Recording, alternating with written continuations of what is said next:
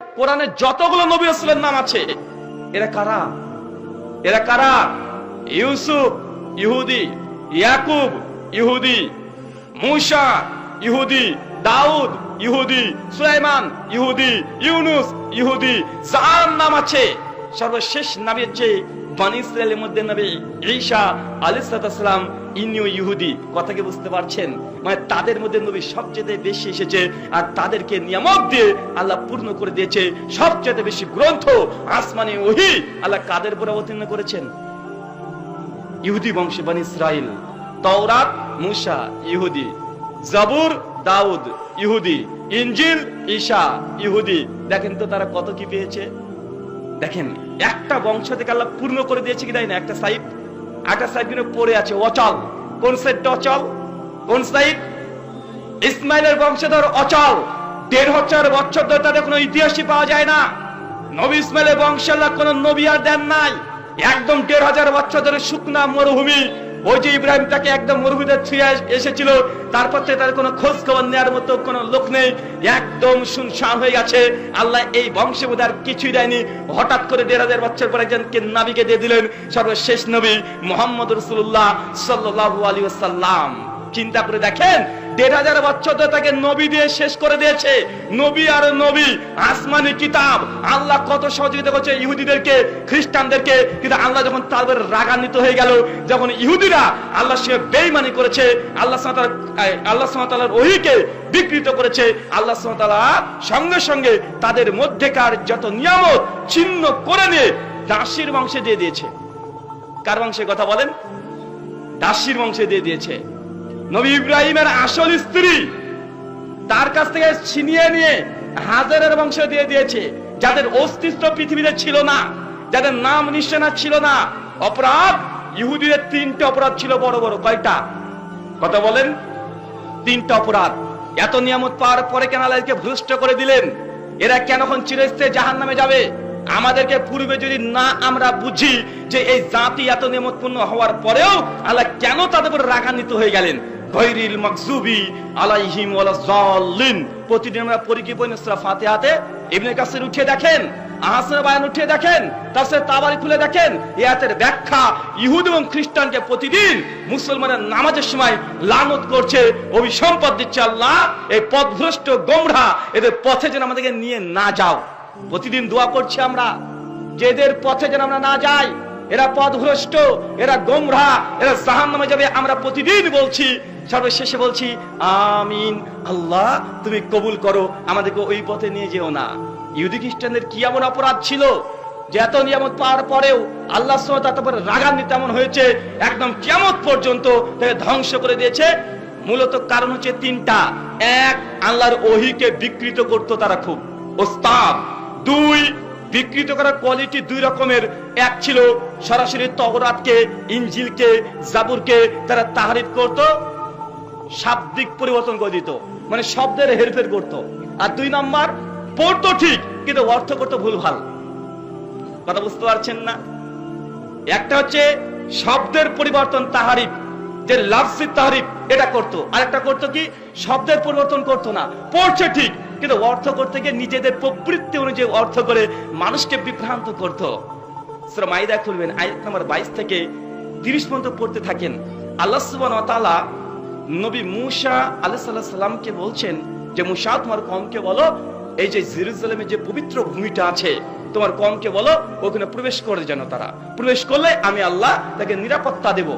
ইহুদিরা এতই বদ, এতই আল্লাহর অবদ্ধ, ওরা সঙ্গে সঙ্গে মূসাকে বলছে মূসা আমরা যাব না, আল্লাহ বলছে তোমরা প্রবেশ করো, আমি নিরাপত্তা দেব তোমাদেরকে।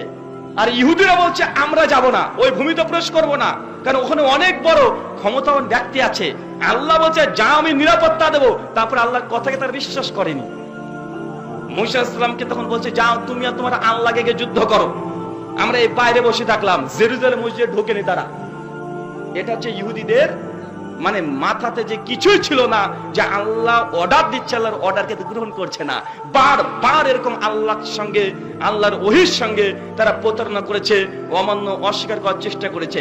সূরা বাকারা খুলেন, সূরা ২ আয়াত ৬০ থেকে ৭০ পর্যন্ত পড়বেন। আল্লাহ সুবহানাহু ওয়া তাআলা মূসা আলাইহিস সালামকে, মূসা তোমার কওমকে বলো গা যেন তারা গরু কুরবানি করে।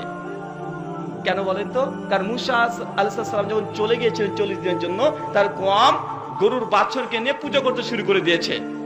সব নবীদের ধর্মের নাম ছিল ইসলাম। অনেকে আমরা গুলিয়ে ফেলি, আমরা মনে করি শুধু আমাদের ধর্মের নামই ইসলাম, অন্য নবীদের ধর্মের নাম বোধহয় ইসলাম না। এটা ভুল। আজকে আকীদা খালেস করে নেন, কনসেপশন এন্ড আইডিয়া ক্লিয়ার করে নেন। সব নবীদের একটাই ধর্ম, চিল্লায় বলতে হবে কি নাম? তার প্রমাণ, তার দলিল কি? তার দলিল হচ্ছে আল্লাহর কোরআন। আল্লাহর কোরআন আমাদেরকে জানিয়েছে সব নবীকে আল্লাহ তাআলা একটা ধর্মই দিয়েছেন। আল্লাহ বলছেন, মা কানা ইব্রাহিম ইয়াহুদিয়ান ওয়ালা নাসরানিয়ান ওয়ালাকিন কানা হানিফান মুসলিমা। আমার খলিল ইব্রাহিম ইহুদি ছিল না, আমার নবী ইব্রাহিম নাসারা ছিল না, আমার খলিল ইব্রাহিম অন্য কোন ধর্মের ছিল না। সাইয়েদনা ইব্রাহিম ছিলেন কানা হানিফাম মুসলিমা, একনিষ্ঠ মুসলমান। কোন সুবহানাল্লাহ। সাইয়েদনা ইব্রাহিম আলাইহিস সালাম ছিলেন একনিষ্ঠ মুসলমান, কানা হানিফাম মুসলিমা। এই আয়াত প্রমাণ করে যে সাইয়েদনা ইব্রাহিম আলাইহিস সালামের ধর্মের নামও কি ছিল? আওয়াজ করে বলতে হবে, কি ছিল? পেয়ে গেছি আমরা। এরপরে সাইয়েদনা ইউসুফ আলাইহিস সালাম দোয়া করেছেন, আল্লাহর মহাগ্রন্থ কোরআন সাক্ষী, তাওয়াফফানি মুসলিমান ওয়া আলহিকনি বিস-সালিহিন। ও আল্লাহ, আমাকে তুমি মুসলমান হিসেবে মৃত্যু দান করো, নেককার বান্দাদের সাথে আল্লাহ তুমি আমারে শামিল করে দাও। এই আয়াত থেকে প্রমাণিত হয় সাইয়েদনা ইউসুফ আলাইহিস সালাম মুসলমান ছিলেন। জোরে কোন ঠিক কিনা? সাইয়েদনা ইউসুফ নবী যদি মুসলমান না থাকতেন, উনি কি দোয়া করতেন তাওয়াফানি মুসলিমান, আল্লাহ তুমি আমারে মুসলিম করে মারো? দোয়া করতেন? করতেন।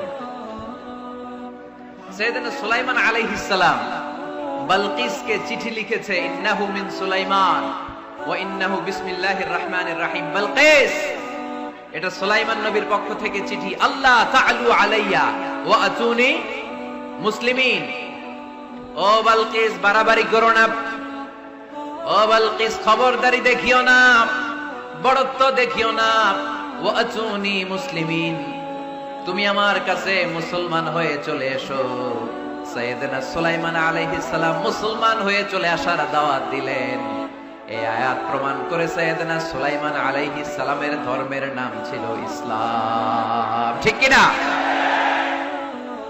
আবার সাইয়েদনা ঈসা আলাইহিস সালামের সঙ্গীদের নাম হচ্ছে আল হাওয়ারি। হাওয়ারিরা বলেছিল, সাক্ষী থেকে যাও বিআন্না মুসলিমুন, আমরাও মুসলমান। ঈসা আলাইহিস সালামের অনুসারীরা যদি বলে আমরাও মুসলমান, এটা প্রমাণ করে সাইয়েদনা ঈসা আলাইহিস সালামের ধর্মের নামও ছিল ইসলাম। জোরে বলেন ঠিক কিনা? ইসলাম ছিল তার ধর্মের নাম। সব নবীদের ধর্মের নাম ছিল ইসলাম।